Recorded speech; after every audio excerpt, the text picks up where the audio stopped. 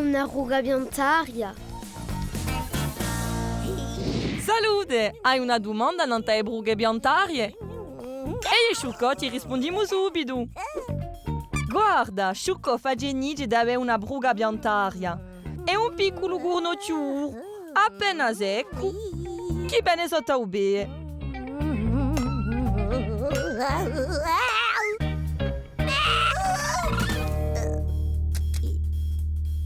Ti domandi come perché? Temo da spiegare. E qua causa di brughe biantarie è un cisco chiamato VPH. È così ciugo che lo può entrare in pelle solo con una piccola sgrinfiatura. Quando lei è in pelle, il VPH fa già assai gobbie dello stesso. A pelle non gli piace mica troppo. Reagisce con la produzione di gheradina.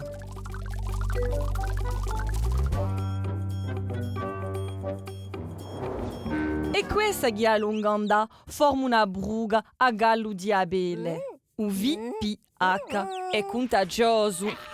Vuol dire che lo si può piare da qualche sia toccando la bruga o toccando qualcosa contaminato da una bruga.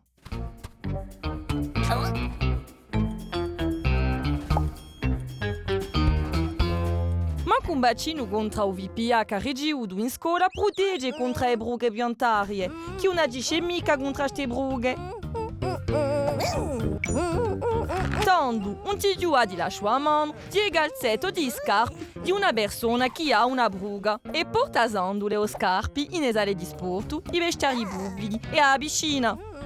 Se tu hai una bruga, dilla subito ai tuoi parenti. Certe brughe spariscono isole, ma mica tutte. Sono i parenti o un medico che decideranno di un trattamento o no. E qua va capisci meglio che le so le brughe biantarie.